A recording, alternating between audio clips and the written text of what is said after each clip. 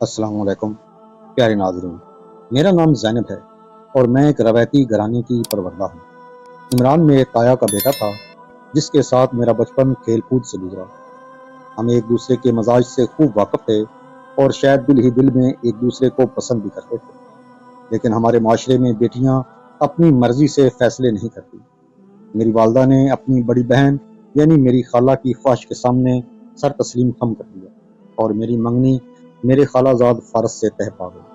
फारस एक पढ़ा लिखा और सुलझा हुआ इंसान था, लेकिन मेरे दिल में इमरान की यादें नक्श थीं। ताहम मैं एक मशरकी लड़की थी।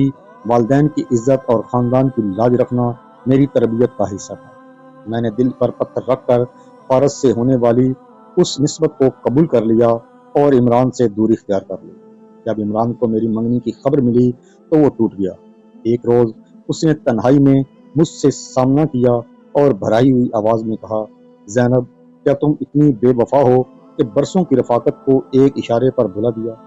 मैंने अपनी आंखों के आंसू ज़ब्त करते हुए उसे समझाने की कोशिश की। इमरान, मंगनी हो चुकी है, अब मैं किसी और की अमानत हूँ। अब हम पहले की तरह नहीं मिल सकते। बेहतर यही है कि हम उस किस्से को यहीं ख़त्म कर दें। इमरान ने एक अजीब मंतक पेश की जो उस वक्त मुझे उसकी मोहब्बत लगी, मगर वो जहर का प्याला था।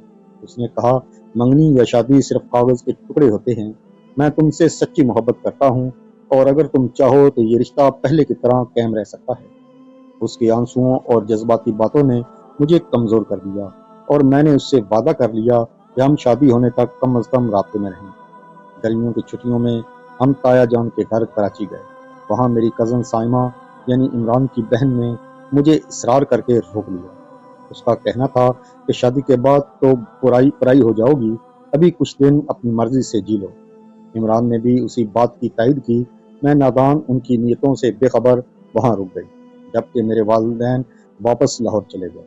वहाँ क़याम के दौरान इमरान ने मेरी नरम मजाजी और तन्हाई का फ़ायदा उठाया। वो जो बरसों से उस मौके की तलाश में था, उसने मेरे एतमाद को ठेस पहुँचाई। एक बार जब गुनाह का दरवाज़ा खुल जाए तो वापसी का रास्ता कठिन हो जाता है। मैं उसके जाल में फंस चुकी थी और वो मजलूम बनकर शिकार करने वाला शिकारी निकला। मैं रोज़ाना अपनी ताई से कहती कि मुझे वापस भेज दें, लेकिन वो उसे महज मेरा लड़कपन समझकर हंसकर टाल देती।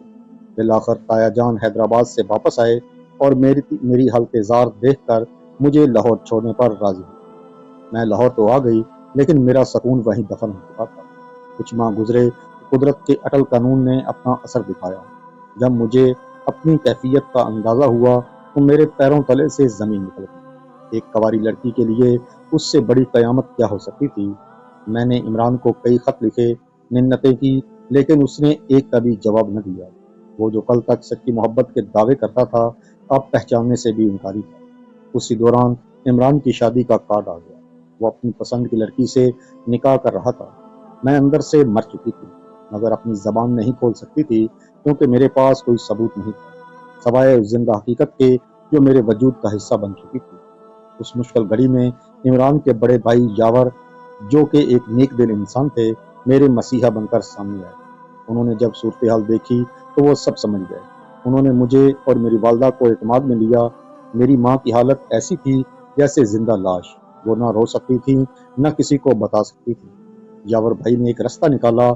मुझे एक दस्तकारी सेंटर के कोर्स के बहाने लाहौर से दूर एक इदारे में भेज दिया गया, जहाँ बेसहारा औरतों की मदद की जाती थी। वहाँ गुजारे गए 3 माह मेरी ज़िंदगी के तवील तरीन और अजियतनाक महीने थे। वहाँ मैंने न सिर्फ जिस्मानी तकलीफ सही, बल्कि वो लम्हा भी देखा जब मुझे अपने जिगर के टुकड़े को जन्म देकर हमेशा के लिए जुदा करना था। अस्पताल की उस सर्द दोपहर में जब मैंने उस मासूम कली को आखिरी बार देखा तो मेरा कलेजा शक हो गया।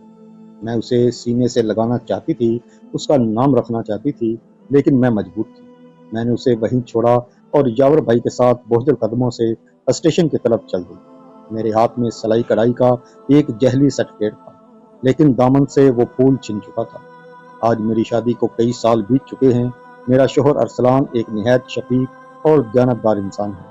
मेरे 4 खूबसूरत बच्चे हैं, जिन्हें देखकर लोग मुझे खुशकिस्मत समझते हैं, लेकिन कोई नहीं जानता कि जब मैं अपने उन बच्चों को खेलते देखती हूँ तो पस मंज़र में एक धुंधला सा चेहरा मेरी आंखों में लहराता है।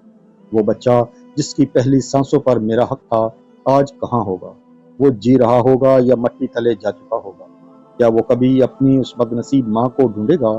جب بھی یاور بھائی گھر آتے ہیں، میری نظریں ان سے سوال کرتی ہیں، مگر وہ ہمیشہ خاموشی سے سر جھکا لیتے ہیں۔ ان کی خاموشی میرے لیے ہزاروں نوحوں سے زیادہ تکلیف دہ ہے۔ دوسری طرف عمران ہے، جو اپنی زندگی میں نہایت مگن اور خوش ہے، جیسے کچھ ہوا ہی نہ ہو۔ اس کے چہرے کی مسکراہٹ مجھے یہ احساس دلاتی ہے کہ اس دنیا میں گناہ گار اکثر چین کی نیند سوتے ہیں اور معصوم عورتیں عمر بھر پچھتاوے کی آگ میں جلتی ہیں۔ اب میں 5 وقت کی نماز پڑھتی ہوں اور ہر سجدے میں صرف ایک ہی دعا مانگتی ہوں: اے میرے مالک، ہر بیٹی کو محبت کے اس فریب اور اندھے بھروسے سے محفوظ رکھنا، کسی کو وہ کرب نہ دینا جو میں ہر پل جی رہی ہوں۔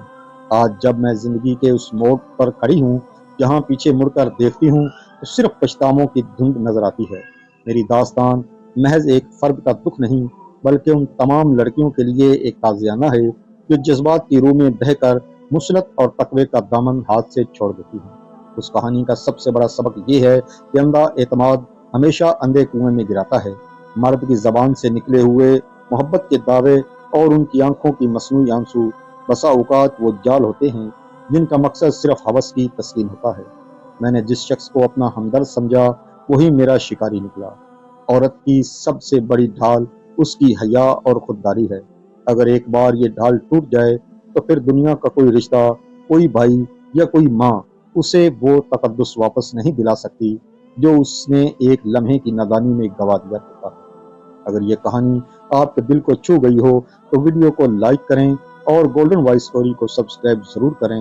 اپنا اور اپنے پیاروں کا خیال رکھیے۔ اگلی ویڈیو تک کے لیے اپنے میزبان کو اجازت دیں۔ اللہ حافظ۔